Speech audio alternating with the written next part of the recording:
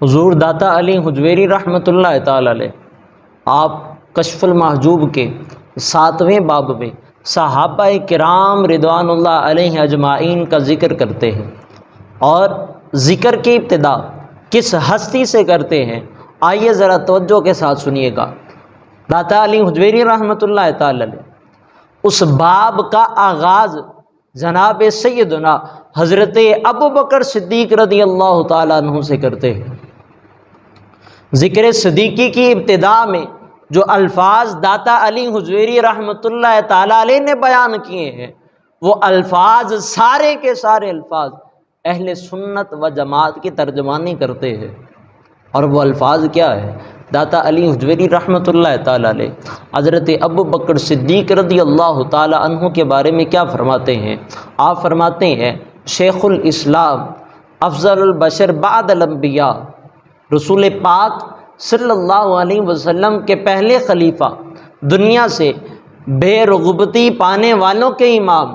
دنیا سے بے رغبتی پانے والوں کے سردار، اور خلوت خاص پانے والوں کی شہنشاہ،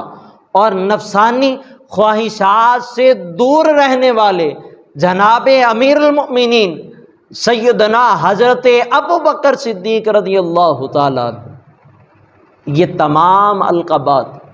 اور بالخصوص یہ خلیفہ اول،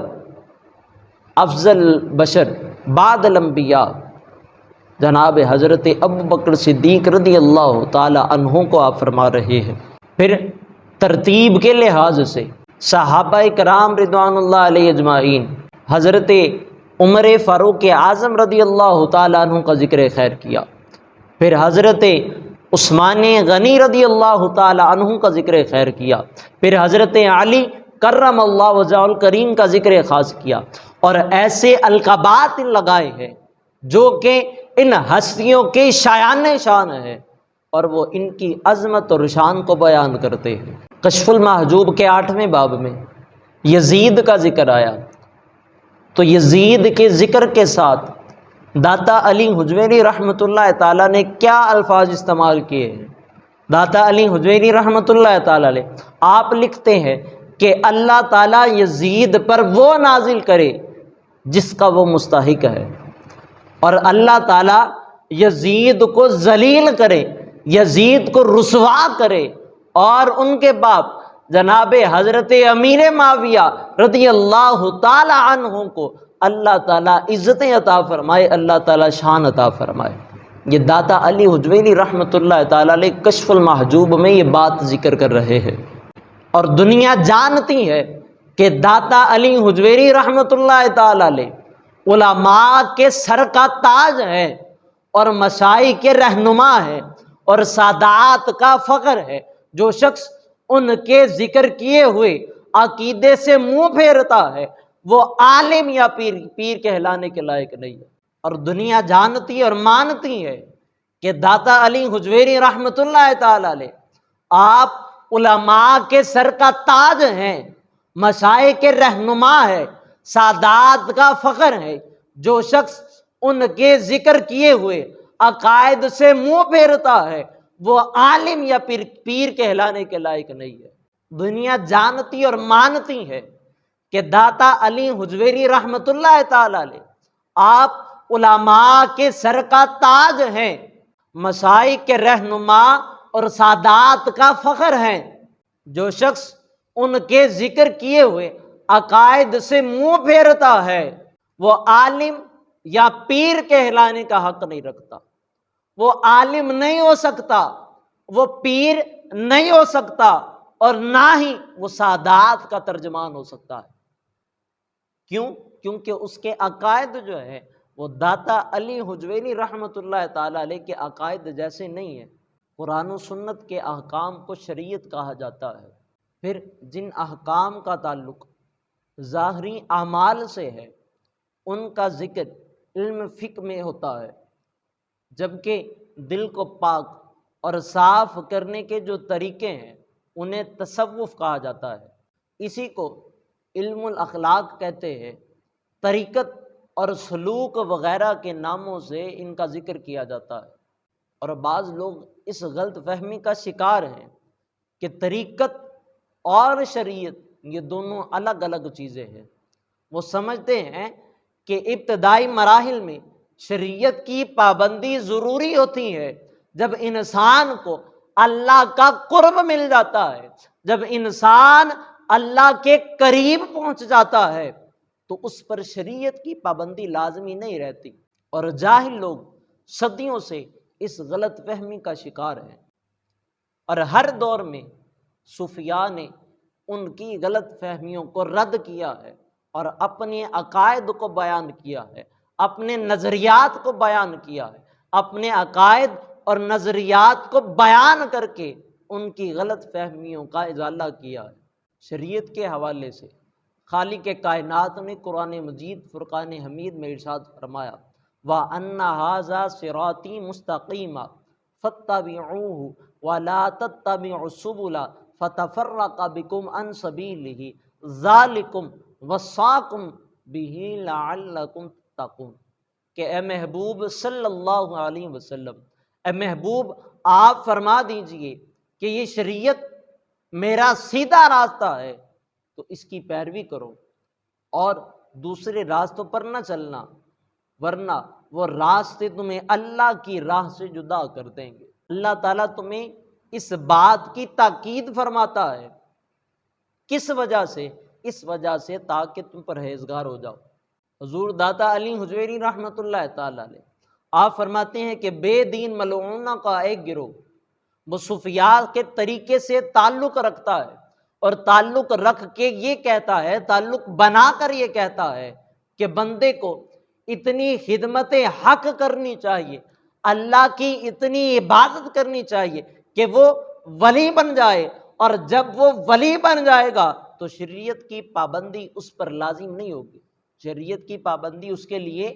لازم نہیں ہوگی، شریعت کی پابندی ختم ہو جائے گی۔ داتا علی حجویری رحمۃ اللہ تعالی علیہ آپ فرماتے ہیں کہ وہ صوفیوں کا گروہ صوفی نہیں ہے، صوفیوں کے لباس میں وہ لوگوں کو گمراہ کرتے ہیں اور ہمیشہ اسی کام میں لگے رہتے ہیں، اور ان کا یہ نظریہ، ان کا یہ عقائد اور ان کے یہ نظریات اور معاملات کا دین سے کوئی تعلق نہیں ہے۔ اور داتا علی حجویری رحمۃ اللہ تعالی علیہ آپ فرماتے ہیں کہ یہ گمراہی ہے، راہ حق میں کوئی ایسا مقام نہیں ہے کہ کوئی بندہ ارکان شریعت میں سے کسی ایک رکن سے آزاد ہو جائے۔ داتا علی حجویری رحمۃ اللہ تعالی علیہ کی اس عبارت سے یہ بات پتہ چلتی ہے کہ انسان خود شریعت پر عمل کرنے والا ہو، کبھی بھی اس میں کوتاہی نہ کرے، اور نہ ہی کسی ایسے شخص کو اپنا رہنما بنائے، اور نہ ہی کسی ایسے شخص کو اپنا پیر بنائے جسے شریعت کی پرواہ نہیں ہے۔ ہمارے دور کا ایک بہت بڑا فتنہ خود پسندی ہے۔ خود پسندی کا مطلب یہ ہے کہ انسان اپنی کسی خوبی کو اپنا کمال سمجھے اور اس بات سے بے خوف ہو جائے کہ یہ خوبی عطا کرنے والی جو ذات ہے وہ اللہ وحدہ لا شریک کی ذات ہے، اور وہ جب چاہے اس خوبی کو واپس لینے کی طاقت رکھتا ہے۔ مثال کے طور پر اللہ تعالیٰ نے کسی کو مال عطا کیا، اللہ تعالیٰ نے کسی کو علم عطا کیا،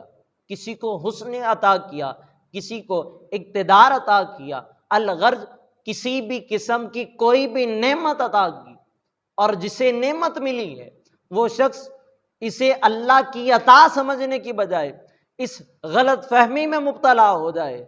کہ میرا یہ کارنامہ ہے، یہ میرا اپنا کام ہے، یہ میرا اپنا کارنامہ ہے، اور میری یہ خوبی ہے، اور یہ خوبی ہمیشہ میرے پاس رہے گی۔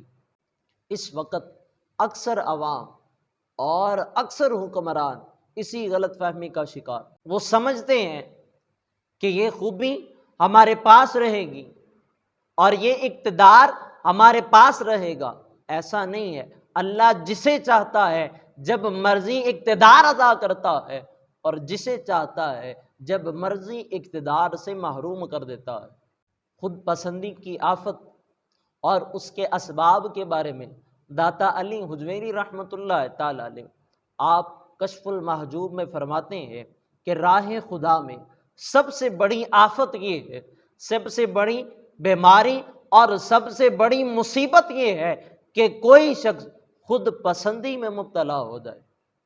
پھر فرمایا کہ خود پسندی دو چیزوں سے پیدا ہوتی ہے۔ پہلی یہ ہے کہ مخلوق میں اللہ تعالیٰ اس کو عزت عطا فرمائے، اللہ تعالیٰ اس کو شان عطا فرمائے، لوگ اس کی عزت کرتے ہوں، اس کی تکریم کرتے ہوں، لوگ اس کی تعریف کرتے ہوں، اور وہ بندہ خود پسندی میں مبتلا ہو جائے۔ دوسرا اسباب، داتا علی حجویری رحمۃ اللہ تعالی علیہ آپ لکھتے ہیں،